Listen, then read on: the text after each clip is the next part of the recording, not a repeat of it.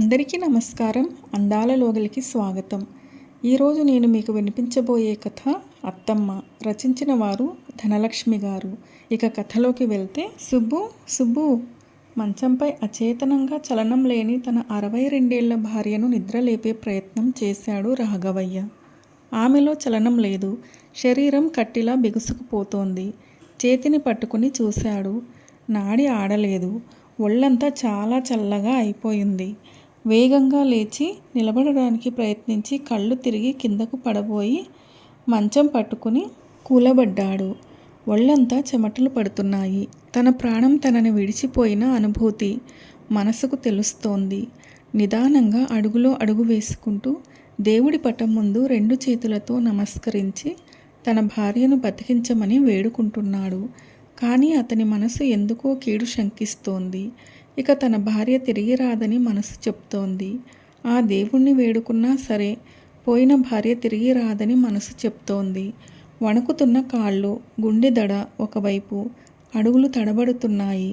మెల్లగా తలుపు తెరుచుకుని ఇంటి బయటకు వచ్చి పొరిగింట్లో ఉండే నర్స్ మహాలక్ష్మి కోసం చూశాడు.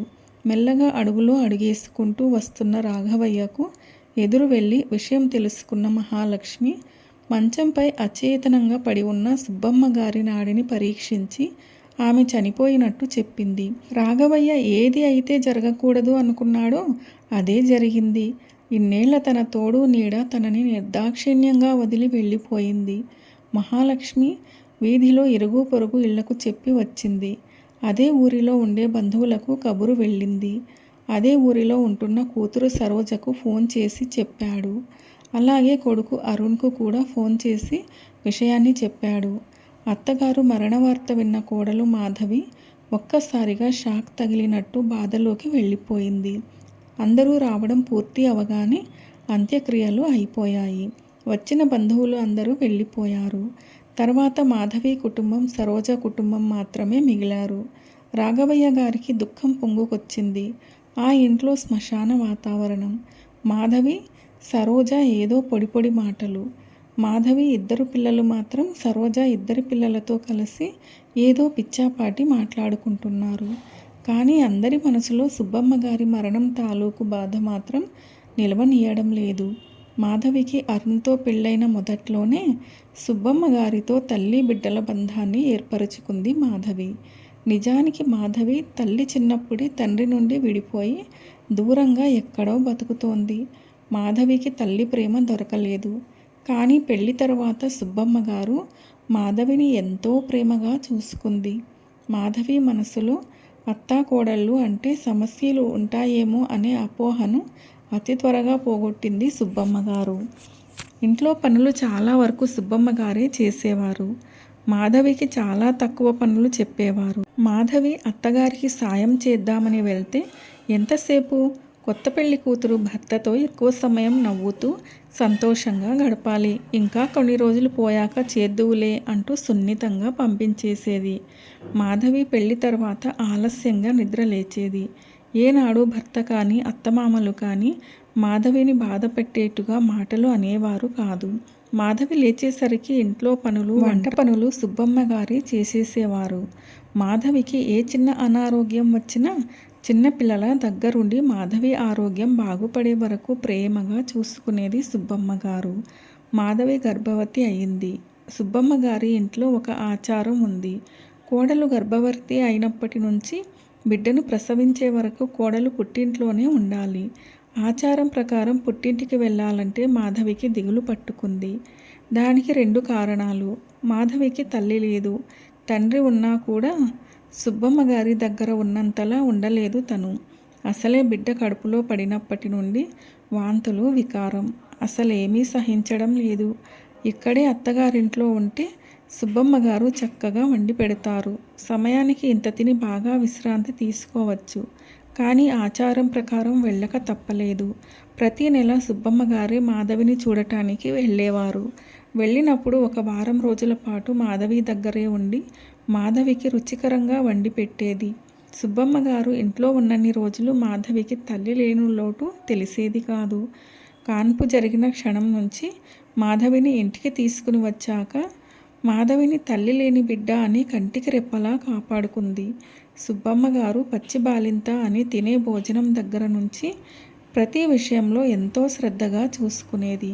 వేడి అన్నంలో కాసింత నెయ్యి వేసి వెల్లుల్లి పొడి వేసి సుబ్బమ్మ గారు మాధవికి భోజనం పెడితే మాధవి తల్లి ప్రేమ ఇలాగే ఉంటుందేమో అని అనుభూతి చెంది మాధవి కళ్ళు చెమర్చాయి. ఎప్పుడూ బాలింత వేడి నీళ్లు అంటే కాచిన నీరు మాత్రమే తాగాలి అంటూ ఎంతో జాగ్రత్తగా విసుగు లేకుండా చూసుకునేది. మాధవి అలసటతో నిద్రపోతే ఇంటెడు పనులు చేసి కూడా బాబుని ఎంతో ప్రేమగా ముద్దాడుతూ సముదాయించేది. నడుము కట్టు అని చెప్పి మెత్తటి గంజి చీరను మాధవి నడుముకు కట్టి బిగించి సుబ్బమ్మ గారు మాధవి స్నానం చేసి వచ్చాక వేడివేడి నిప్పులపై వాము, వెల్లుల్లి పొట్టు, సాంబ్రాణి పొగలు వేసేది. వాటి ఉపయోగం చెప్పేది. ఒక్కొక్క రోజు బట్టలు ఉతికేందుకు పని మనిషి రాకపోతే ఇంట్లో బాలింత గుడ్డలు, చంటిబిడ్డ గుడ్డలు శుభ్రంగా ఉతికి బాగా ఎండపడే చోట ఆరబెట్టి ఆరిన బట్టలని చక్కగా సర్ది పెట్టేది. అలాంటి దృశ్యాలను చూసినప్పుడు మాధవి మనసు సుబ్బమ్మ గారి ప్రేమకు ఎంతో మధురమైన అవ్యక్త భావనకు లోనయ్యేది. కళ్ళు ఆమె ప్రేమకు కన్నీటితో ఆమె కళ్ళు మసకబారేవి. ఎన్ని జన్మల పుణ్యమో ఈ స్వాంగత్యం అని అనిపించేది. సుబ్బమ్మ గారికి వీధుల్లో ముచ్చట్లు పెట్టే అలవాటు ఉండేది కాదు. ఎప్పుడు చూడు పని ధ్యాస తప్ప ఇంకో వ్యాపకం ఉండేది కాదు. నిజానికి సుబ్బమ్మ గారికి కూతురు సరోజ ఎంతో, కోడలు మాధవి కూడా అంతే. కాకపోతే సరోజలో సర్దుబాటు గుణం కొంత తక్కువ. సరోజ భర్త పేరున్న కాంట్రాక్టర్, సంపన్నుల కుటుంబం అయినప్పటికీ సరోజ ప్రతి విషయంలో పేచీ పెట్టేది. పుట్టింటి నుండి అందాల్సినవి అందుతున్నా తృప్తి పడక తన తల్లి సుబ్బమ్మను మాటలతో వేధించేది. సుబ్బమ్మ గారికి మాత్రం కూతురు సరోజ అంటే వల్లమాలిన ప్రేమ. కారణం వాళ్ళ వంశంలో తరానికి ఒక ఆడపిల్ల పుడుతుంది. ఇటు తన భర్త తరపున కూడా తరానికి ఒక ఆడపిల్లే అంటూ ఉండేవారు. తన తల్లిదండ్రులకు కూడా 6 మంది మగపిల్లలలో ఒక అమ్మాయిగా పుట్టింది సుబ్బమ్మ గారు. ఇప్పుడు తమ భర్త కుటుంబంలోనూ అంతే. అందుకే కూతురు సరోజ అంటే ప్రేమ. సరోజ ఏమో గడుసు పిల్లగా పెరిగింది. మొండితనం ఎక్కువ. ఇప్పుడు సరోజకు తన తమ్ముడి భార్య అంటే ఇష్టం ఉన్నప్పటికీ తన తల్లి సుబ్బమ్మ గారు మాధవిని అమితంగా ఇష్టపడటం నచ్చేది కాదు. ఒకసారి ఉత్తర భారతదేశంలో టూర్కు వెళ్ళినప్పుడు ఎంతో ఇష్టంగా 12,000 పెట్టి గులాబీ రంగు చీరను తన తల్లి సుబ్బమ్మ గారికి తెచ్చింది సరోజ. ఆ చీరను 2 లేక 3 సార్లు కట్టి ఉంటుంది సుబ్బమ్మ గారు. ఆ చీరను మాధవి ఇష్టంగా చూడటంతో ఒక శుక్రవారం గుడికి వెళ్ళేటప్పుడు ఆ గులాబీ రంగు చీరను మాధవిని కట్టుకోమని చెప్పింది సుబ్బమ్మ గారు. మాధవి కూడా ఇష్టంగా ఆ చీర కట్టుకుంది. ఆ రోజు రాత్రి గుడి నుండి రాగానే అమ్మను చూడడం కోసం ఇంటికి వచ్చిన సరోజ కంట మాధవి తన తల్లి చీరను కట్టుకుని కనబడడం సరోజకు ఎంత మాత్రం నచ్చలేదు. కోపంతో తల్లితో పోట్లాడింది. అక్కడే ఉన్న అరుణ్ చీర కోసం అక్క తల్లితో పోట్లాడుతోంది అని సర్ది చెప్పడానికి ప్రయత్నించాడు. అప్పటికే అన్ని విషయాల్లో తన తల్లి దగ్గర తన స్థానం, తన ప్రేమ మాధవి లాగేసుకుంది అని గొడవ పెట్టుకుని అలిగి వెళ్ళిపోయింది. సరోజ ఇక ఆ రాత్రి సుబ్బమ్మ గారికి మాధవికి నిద్ర పట్టలేదు. సుబ్బమ్మ గారు ఎంత బతిమాలినా సరోజ పుట్టింటి వైపు రాకుండా మొహం చాటేసింది. అదే సమయంలో ఒక రోజు రాత్రి అల్లుడి గారి నుంచి ఫోన్. సరోజకు ఆరోగ్యం సరిగా లేదని, హాస్పిటల్లో జాయిన్ చేశారని. వెంటనే కుటుంబం అంతా హాస్పిటల్కు చేరారు. చిన్నగా గుండెపోటు. అంత చిన్న వయసుకు అలాంటి అనారోగ్యం రాకూడదని డాక్టర్ల హెచ్చరిక. సుబ్బమ్మ గారికి తన కూతురి మొండితనం తెలిసిన విషయమే. భయపడిపోయింది. ఏదైనా జరగరానిది జరిగితే పరిస్థితి ఏంటి అని. పరిస్థితి అర్థం చేసుకున్న మాధవి అరుణ్కు చెప్పి దూరంగా వేరు కాపురం పెట్టేశారు. అప్పుడప్పుడు వచ్చి అత్తమామలతో సంతోషంగా గడిపి వెళ్ళేవారు.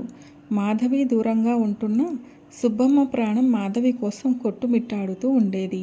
ఎలాగోలా పిల్లల బాధ్యతలు తీర్చింది సుబ్బమ్మ గారు. మాధవి పట్ల తనకున్న అనుబంధాన్ని, ప్రేమను ఏ రోజు మాటలతో వ్యక్తపరిచింది లేదు. కానీ సుబ్బమ్మ బాధ్యతాయుతమైన ప్రవర్తన, సుబ్బమ్మ గారి వ్యక్తిత్వాన్ని, కుటుంబం పట్ల ప్రేమని చెప్పకనే చెప్పేది.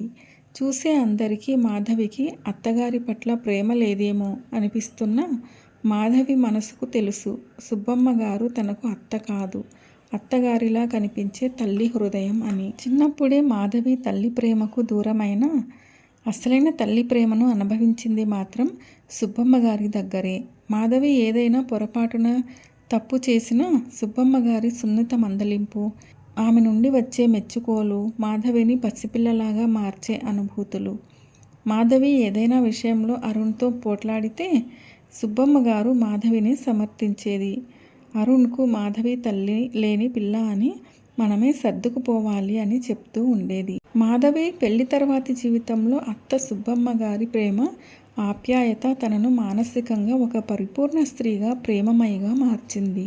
అత్తగారి మరణం తర్వాత ఎందుకో మాధవి కళ్ళల్లో నుండి నీరు ఆగింది. కానీ గుండెల్లో సుబ్బమ్మ గారి కోసం ప్రవహించే ప్రేమతడి మాత్రం తగ్గలేదు.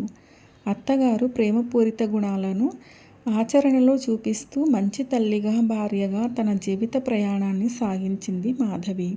ఎప్పటికైనా తన మరణంతో తన అత్తగారిని చేరుకుంటుంది. తమది రుణానుబంధం. ఇంకో జన్మలో తమని ఏదో ఒక ప్రేమ బంధంలో ఆ దేవుడు ముడివేస్తాడు అనే నమ్మకం మాధవిది అంతరాత్మలో ఘోషిస్తూ ఉండేది. సరోజతో కూడా ప్రేమపూరితంగా వ్యవహరిస్తూ, మామగారిని కంటికి రెప్పలా చూసుకుంటూ అత్తమ్మకు తగ్గ కోడలు అనిపించుకునే ప్రయత్నంలో జీవితాన్ని కొనసాగించాలని నిర్ణయించుకుంది.